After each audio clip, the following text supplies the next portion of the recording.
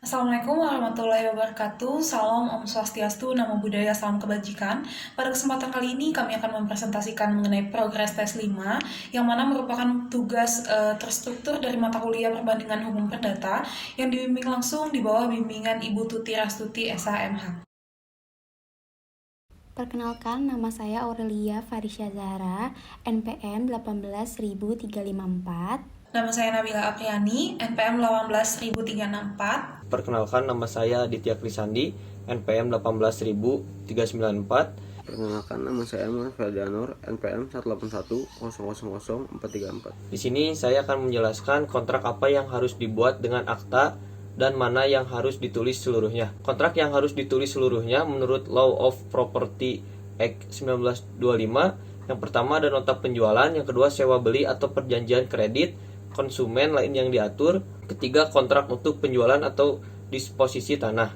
Berdasarkan kontrak yang harus dibuat tertulis menurut Law of Property, di atas kontrak yang harus dibuat secara tertulis ada 3, meliputi kontrak-kontrak tersebut. Kemudian kontrak tersebut harus mengatur mengenai semua hal yang telah disepakati antara para pihak, yaitu kedua belah pihak yang mengadakan kontrak, dan kemudian harus ditandatangani oleh keduanya. Tanpa dibuat secara tertulis, konsekuensinya kontrak tersebut akan batal ataupun tetap berlaku sebagai suatu kontrak sederhana. Suatu dokumen disebut sebagai sebuah akta apabila pertama disegel, kedua ditandatangani dan diserahkan. Menurut William T. Major, kontrak yang harus dibuat dengan akta adalah kontrak penjualan, sewa menyewa, dan gadai tanah. Sedangkan kontrak yang harus ditulis seluruhnya diantaranya adalah kontrak jaminan dan suatu kontrak untuk penjualan atau pemindah tanganan lainnya atas tanah atau suatu kepentingan yang terkait dengan tanah.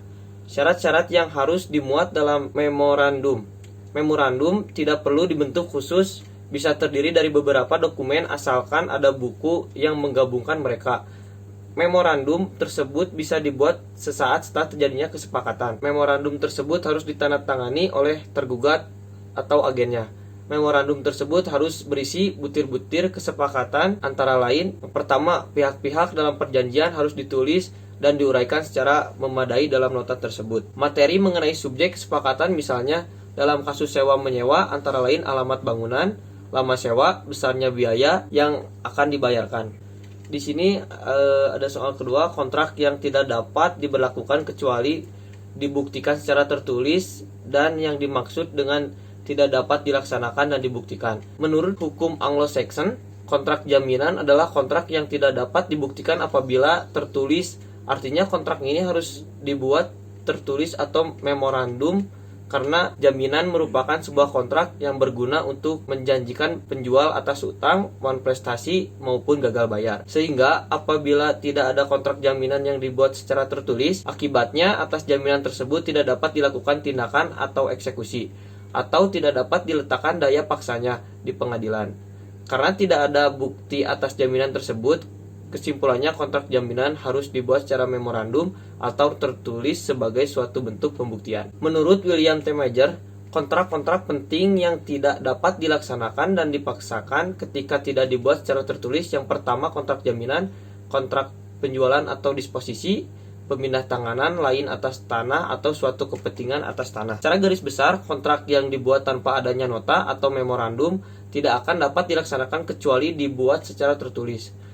Kontrak secara tertulis itu yang menjadi sebuah pembuktian. Kontrak jaminan dan kontrak ganti rugi. Kontrak jaminan adalah kontrak yang digunakan untuk menjawab hutang atau gagal bayar orang lain sehingga menjadi tanggung jawab yang utama. Kontrak ganti rugi adalah asumsi dari tanggung jawab utama. Kemudian perbedaannya lagi, ganti rugi tidak perlu dibuktikan secara tertulis, namun jaminan harus dibuktikan secara tertulis. Selanjutnya akan dibacakan oleh teman saya. Di sini saya akan menjelaskan 3 kontrak jaminan dan kontrak ganti rugi. Menurut William T. Major, kontrak jaminan adalah kontrak yang dibuat ketika salah satu pihak selaku penjamin berjanji untuk bertanggung jawab untuk setiap utang atau kegagalan bayar atau kekeliruan orang lain. Kontrak ganti rugi ada 2. 1. Penjamin menjadikan dirinya penanggung jawab sekunder. 2. Orang memberikan ganti atas suatu kerugian adalah penanggung jawab primer. Perbedaan kontrak jaminan dan ganti rugi. Perbedaan kontrak jaminan dan kontrak ganti rugi adalah dalam hal kontrak jaminan harus dibuat secara memorandum ditulis agar dapat dibuktikan dan diberikan daya paksa di pengadilan, sedangkan kontrak ganti rugi tidak dibutuhkan memorandum secara tertulis. Contoh kontrak jaminan, misalnya A dan B pergi ke suatu toko, kemudian A membeli suatu barang dan B menjanjikan kepada penjual bahwa ia akan membayar barang A dan berkata, biarkan dia mengambil barang tersebut, apabila ia tidak membayar maka saya yang akan membayar. Contoh kontrak ganti rugi, misalnya A dan B pergi ke sebuah toko, kemudian B menyatakan pada penjual, biarkan ia memiliki barang tersebut, saya akan memastikan Anda bayar. 4. Doktrin kinerja bagian. Doktrin ini adalah kinerja atau prestasi yang dilakukan sebagian, misalnya menyanggupi perjanjian bahwa pemilik akan memperbaiki kamar mandi yang disewakan kepada B. Namun setelah kamar mandi selesai diperbaiki, B tidak jadi menyewa rumah tersebut. Artinya, yang demikian dinamakan sebagai kinerja bagian. Menurut William T. Major, doktrin kinerja bagian disebut sebagai performa sebagian. Menurut T. Major sendiri, performa sebagian merupakan keadaan di mana satu pihak dalam sebuah kontrak tidak dapat dilaksanakan ketika telah dilakukan sebagian.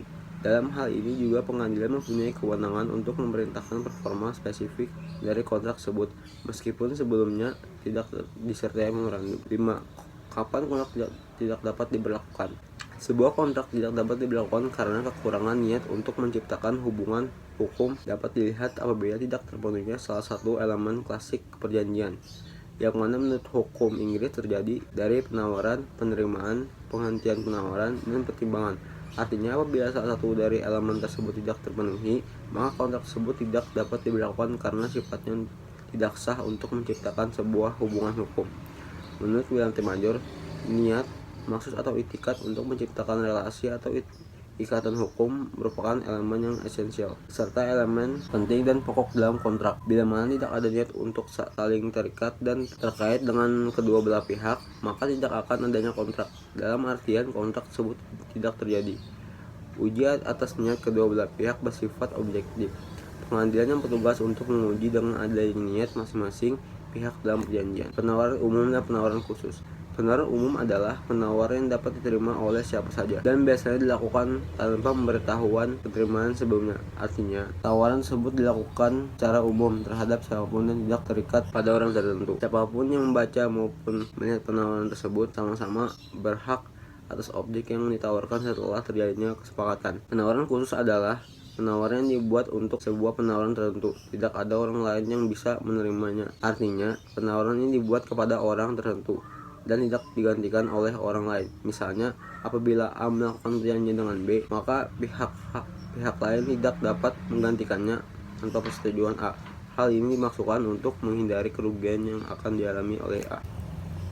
Penawaran umum dan penawaran khusus adalah penawaran yang dibuat untuk khalayak umum, yang penerimanya tidak boleh dibuat untuk seseorang atau sekelompok orang, namun harus secara umum dengan pemberitahuan terbuka mengenai tawaran tersebut. Sedangkan penawaran khusus adalah tawaran yang dibuat kepada seseorang atau sekelompok orang tertentu dan terhadap tawaran tersebut tidak bisa digantikan atau dialihkan kepada orang lain di luar sepengetahuan si pemberi tawaran. Sekarang saya akan menjelaskan perbedaan penawaran umum dan penawaran khusus. Yang pertama, penerimaan.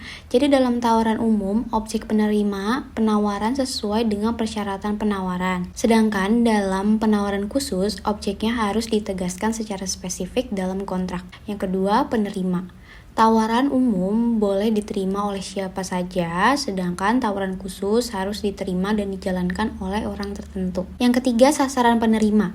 Tawaran umum dibuat secara umum dan tidak dikhususkan pada penerima tertentu, sedangkan tawaran khusus ditujukan pada orang tertentu. Nomor 7. Undangan untuk memperlakukan dan pernyataan niat. Undangan untuk memperlakukan. Undangan ini adalah pernyataan yang dimaksud untuk mendapatkan tawaran dari orang lain dan tidak memiliki kekuatan hukum atas undangannya tersebut. Contohnya adalah permintaan pelelang untuk tawaran, tampilan barang di etalase toko dengan harga yang telah tertera, tampilan barang berharga di toko swalayan. Yang kedua, pernyataan niat adalah pernyataan yang diumumkan ketika adanya niat untuk melakukan penawaran kepada orang lain.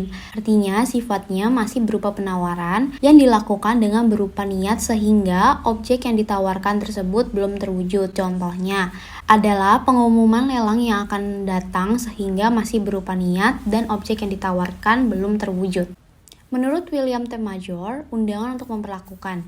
Undangan untuk mengajukan tawaran adalah langkah paling pertama dalam suatu negosiasi yang sifatnya menjadi tawaran yang tidak terlalu jelas oleh salah satu pihak. Tawaran ini bisa diterima maupun ditolak. Pernyataan niat diilustrasikan N sebagai juru lelang memasang iklan barang yang akan dijual pada tanggal tertentu. Kemudian H datang ke lelang dalam tujuan membeli barang tersebut. Namun N tidak jadi menjualkan barang dan H mengklaim ganti rugi atas pelanggaran kontrak dengan dalih bahwa tawaran diterima dengan menghadiri lelang. Dalam kasus ini artinya pernyataan iklan adalah niat untuk melelang namun belum terjadi kontrak. Yang kedelapan, kasus posisi. A. Pengikat dalam lelang. Penawaran dalam lelang disebut dapat ditarik kembali apabila pihak penawar menarik kembali tawarannya. Apabila hal tersebut ditarik, maka kontrak tersebut tidak mengikat, namun apabila tidak ditarik, maka kontrak tersebut mengikat. B. Memasukkan koin dalam mesin slot. Dengan terteranya harga yang tercantum dalam mesin slot, artinya penawaran tersebut sudah terjadi. Penawaran terjadi apabila kita memasukkan koin ke dalam mesin dan keluar barang dari mesin tersebut. C. Memasukkan koin ke dalam mesin slot. Dalam tindakan ini mengikat penjual dengan secara seluruh pesanan akan diterima apabila terpenuhi sesuai harga yang dihadirkan dan akan menghasilkan kontrak antara keduanya tanpa konfirmasi terlebih dahulu.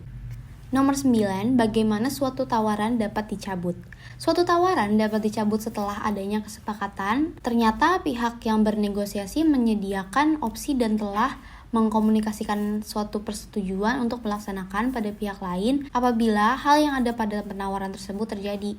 Misalnya, apabila A sebagai pembeli melakukan pembelian seekor kuda kepada B sebagai penjual. Kemudian A menjanjikan apabila kuda yang dibelinya tersebut menjadi juara, maka A akan memberikan uang 2 kali lipat dari harga kuda tersebut. Namun apabila tidak, A tetap membayar kuda seharga awal harga kuda tersebut. Artinya penawaran tersebut dapat batal dan dicabut apabila ternyata objek yang diperjanjikan tidak mencapai kesepakatan yang dibuat sebelumnya di antara pihak A dan B, sehingga apabila objek perjanjian yaitu kuda tersebut tidak sesuai dengan tawaran, maka penawaran yang dilakukan oleh pihak A dapat dicabut. Mengenai penawaran balik adalah penerimaan yang memperlakukan persyaratan baru dan menolak ataupun menegosiasikan penawaran asli yang menyebabkan tawaran lama yang dilakukannya tidak berlaku lagi dengan membuat standar penawarannya sendiri.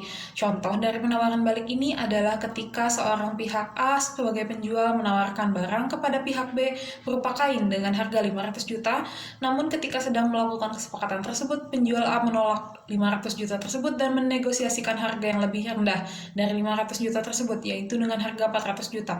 Hal ini yang dimaksud dengan penawaran balik, karena pembeli selaku pihak B menawarkan barang dengan standar barunya, pada akhirnya terkait harga mana yang akan digunakan, apakah kesepakatan awal ataupun kesepakatan akhir, tergantung dari kesepakatan para pihak yang mengadakan kontrak. Sedangkan penawaran balik menurut William T. Major, penawaran balik adalah suatu kondisi di mana ketika seseorang yang diberi tawaran membuat suatu tawaran balik, ketika orang yang diberi tawaran tersebut, maka tawaran tersebut dianggap telah ditolak dan untuk selanjutnya tidak dapat diterima. Sedangkan ketika tawaran balik tersebut diterima, maka butir-butir dalam tawaran balik itu akan menjadi butir-butir kontrak, bukan butir-butir tawaran asal.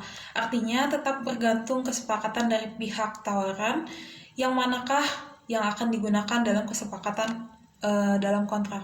Kemudian mengenai kontrak yang dibuat tanpa adanya kontrak, tidak mungkin suatu kontrak terjadi apabila tidak adanya suatu consideration atau suatu imbalan prestasi dari pihak yang satu kepada pihak yang lain untuk sebuah prestasi atau janji prestasi yang akan diterima dari pihak pertama. Sedangkan menurut William T. Major sendiri, kontrak dibuat dari beberapa pihak yang sepakat untuk mengadakan kontrak, sedangkan elemen dasar yang harus dipenuhi dalam kontrak adalah satu, kesepakatan, niat, dan konsiderasi. Artinya apabila suatu kontrak tidak memenuhi salah satu elemen tersebut, maka tidak akan terjadi sebuah kontrak. Berbicara mengenai tender dan bentuknya sendiri, tender adalah suatu bentuk penawaran berupa penyediaan barang dan jasa, dan biasanya dilakukan atas penerimaan tender dari beberapa calon pemasok. Bentuk-bentuk yang masuk dalam tender adalah sebagai berikut. Yang pertama adalah penawaran tunggal, misalnya adalah tender untuk membangun pabrik. Yang kedua itu penawaran tetap, misalnya tender untuk memasok barang sesuai dengan kebutuhannya, dan di sini penawaran harus menyediakan sebagaimana yang dibutuhkan dan bila disepakati kapan kapanpun pesanan dibuat tetap, tidak dapat memaksakan sama sekali pesanan. Ketiga, pemasok tunggal, orang yang mencari tender dapat disetujui untuk mengambil semua persyaratannya untuk barang tertentu dari penawar, tetapi perjanjian ini tidak sama sekali mewajibkan dia untuk membuat pesanan sama sekali. Meskipun dia memang membutuhkan barang dalam kategori yang disepakati, ia harus mengambil bagiannya dari penawar. Kemudian berbeda dengan pendapat William T. Major yang menyebutkan sebuah tender atau pelelangan bisa merupakan yang pertama adalah tawaran pasti atau definitif untuk memasok barang-barang jasa-jasa tertentu, yang kedua tawaran tetap, yang ketiga sama sekali bukan tawaran, contohnya apabila dibuat tunduk pada kontrak. Yang pertama, penjelasan dari tender sebagai penawaran pasti, ketika tender tersebut merupakan undangan untuk memasok barang atau jasa-jasa tertentu, tender yang diajukan adalah sebuah penawaran. Pihak yang mengundang tender dapat menerima penawaran yang dia pilih, dengan demikian harus membuat kontrak yang mengikat. Misalnya, X membutuhkan 1000 batu bata, kemudian mengundang tender untuk memasok batu bata sebanyak itu, dan kemudian X menerima tender.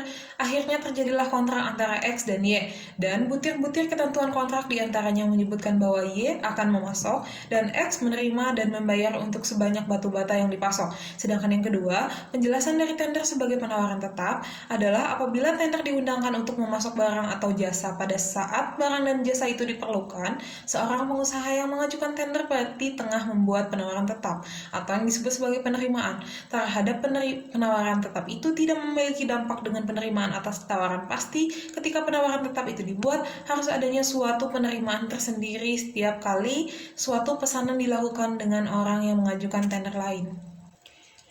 Kemudian beralih ke kasus posisi dengan soal A meminjam 1000 dari B untuk digunakan dalam bisnisnya dan berkata bahwa jika bisnisnya bagus dia akan membayar 1.200 dalam waktu beberapa bulan yang sangat menguntungkan. Tetapi menolak untuk menepati janjinya. Bisakah B untuk memaksakannya? Jawabannya menurut analisis dari kelompok kami adalah berdasarkan sistem hukum Anglo-Saxon, sebuah kontrak harus dibuat secara tertulis sehingga dapat memberikan daya paksa di pengadilan.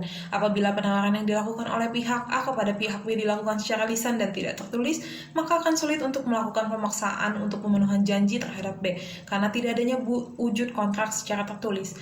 Artinya, berdasarkan sistem hukum Anglo-Saxon ini, suatu kontrak tidak dapat dipaksakan apabila tidak dibuat secara wujud tertulis, karena berdasarkan kasus di atas tidak ada keterangan apakah kontrak tersebut dibuat secara lisan ataupun tulisan, sehingga apabila diasumsikan kontrak yang dibuatnya secara lisan, tentunya B tidak dapat memaksakan kepada A untuk membayar sesuai dengan janjinya. Hal ini pun serupa dengan pendapat William T. Major dalam bukunya. Yang terakhir, menjawab kasus posisi dengan soal di bawah ini, judul artikel yang dijual di koran diiklankan sebagai berikut. Kondisi baru, harga 500, terdapat nama dan alamat, kemudian B melihat iklan itu dan mengirimkan cek seharga 500. Mengatakan dalam suratnya bahwa jika saya tidak mendengar sebaliknya, saya akan menganggap mobil itu milik saya dan akan mengambilnya besok. Apakah ada perjanjian tersebut dalam kontrak? Jawabannya kelompok kami adalah berdasarkan pendapat T. Major dan dari modul, tidak adanya kontrak dalam perjanjian tersebut karena kontrak tersebut dapat dicabut selama belum adanya penerimaan. Selain itu, penawar kontrak dapat mencabut dan mereka belum terkait oleh butir-butir kesepakatan yang sah.